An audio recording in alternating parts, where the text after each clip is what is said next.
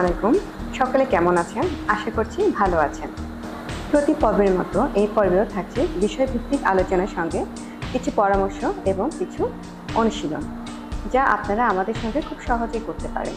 আজকেও আমাদের সঙ্গে রয়েছেন ইন্ডিয়ান হাই কমিশনের বাংলাদেশে অবস্থিত ইন্দিরা গান্ধী কালচারাল সেন্টারের যোগা প্রশিক্ষক শাহনাজ পারভীন শিখা ম্যাডাম। ধন্যবাদ আইরিন আপু। আর সেই সাথে স্বাগত জানাচ্ছি আমাদের 24 ঘন্টা টিভি চ্যানেলের সকল দর্শকদের। আশা করি আপনারা ভালো আছেন, সুস্থ আছেন, স্বাভাবিক আছেন। আজকের পর্বটি সাজানো হয়েছে আমাদের শ্বাসকষ্ট বা অ্যাজমা নিয়ে। সারাদিনে আমাদের শরীরের সব অঙ্গ প্রত্যঙ্গ কোনো না কোনো সময় রেস্ট পায়, কিন্তু একমাত্র শ্বসন যন্ত্র যেটা আমাদের ফুসফুস মূলে থাকে, এটি আমাদের কখনোই সারাদিনে কোনো রেস্ট পায় না। আর এটি যদি আমাদের ভোগায় তাহলে আমাদের জীবনটা দুর্বিষহ হয়ে ওঠে। আজ আমরা যে বিষয়টা নিয়ে আলোচনা করব সেটি আমাদের মোটামুটি সবার মধ্যেই একটা কমন প্রবলেম, সেটা হলো অ্যাজমা বা শ্বাসকষ্ট। এটি একটি আমাদের শ্বাসনালীজনিত রোগ, যে রোগটি হলে আমরা আমাদের শ্বাস প্রশ্বাসে কষ্ট অনুভব করি। আমরা নিয়মিতভাবে যে শ্বাস প্রশ্বাস নিচ্ছি ছাড়ছি, এখানে যদি কোনো রকম একটুখানি কোনো সমস্যা হয় বা একটু কষ্ট হয়, তাহলে আমরা বুঝতে পারি যে এই যে আমরা যে স্বাভাবিক শ্বাস প্রশ্বাস নিই সেটা কত বড় আমাদের নেয়ামত। কিন্তু অনেক সময় বিভিন্ন কারণে এই শ্বাস প্রশ্বাসটিকে আমরা স্বাভাবিকভাবে নিতে পারি না, সেটাকে আমরা অ্যাজমা বা হাঁপানি হিসেবে জানি। এই অ্যাজমা বা হাঁপানির মেন কারণ হচ্ছে অনেক সময় আমাদের অ্যালার্জি প্রবলেম থাকে, সেটা ধুলো, বালি বা কোনো ফুলের ডেনো, তারপরে আমাদের ফুসফুসে কোনো প্রবলেম থাকে। এই প্রবলেমগুলোর কারণে অনেক সময় আমাদের শ্বাসকষ্টের রোগ হয়ে থাকে। এই শ্বাসকষ্টজনিত রোগটিকেও কিন্তু আমরা পুরোপুরিভাবে নির্মূল করতে পারি শুধুমাত্র যোগাসনের কিছু আসন এবং প্রাণায়াম অভ্যাসের মাধ্যমে। চলুন আমরা শাহনাজ শিখা আপুর কাছ থেকে কিছু আসন এবং প্রাণায়াম দেখি, যা নিয়মিত অনুসরণ করে আমরা শ্বাসকষ্টের মতো রোগ থেকেও মুক্তি পেতে পারি। প্রথমে আমরা করব অর্ধচন্দ্রাসন। অর্ধচন্দ্রাসন করার জন্য আমরা আমাদের দুই পায়ের মাঝে 2 থেকে 3 ইঞ্চি গ্যাপ রাখবো। ধীরে ধীরে শ্বাস নিতে নিতে দুই হাতকে আমরা আমাদের কাঁধের পাশ থেকে মাথার কাছে নিয়ে আসবো। হাতের তালুগুলোকে জোড়া রাখবো।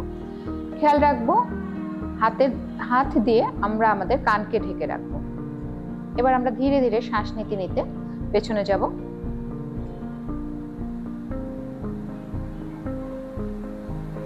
স্টে করব।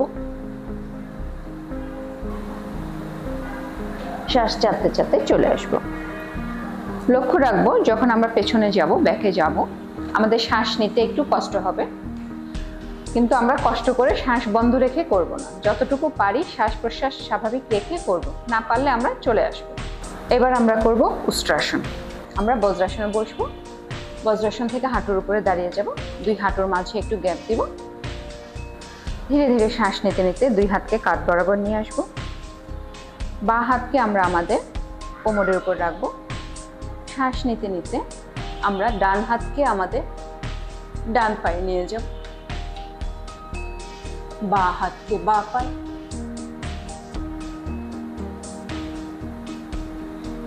এখানে কিছুক্ষণ অবস্থান করব। শ্বাস প্রশ্বাস স্বাভাবিক। যখন ফেরত আসবো বাঁ হাতকে কোমরে দিব।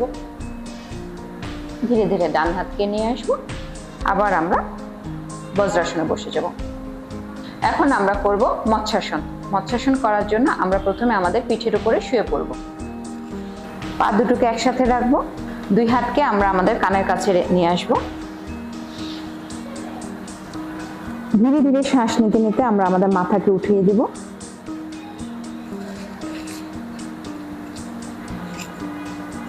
হাত দুটোকে থায়ের উপরে নিয়ে আসবো। এখানে কিছুক্ষণ অবস্থান করব। শ্বাস প্রশ্বাস স্বাভাবিক চলবে। এগেন আমরা ব্যাক করব। প্রতিটা আসনকে আমরা 3 থেকে 5 বার করার চেষ্টা করব। আশা করি আমাদের এই পর্বটি আপনাদের কাছে ভালো লেগেছে। দেখা হবে আগামী কোনো পর্বে নতুন কোনো কিছু নিয়ে। আল্লাহ হাফেজ।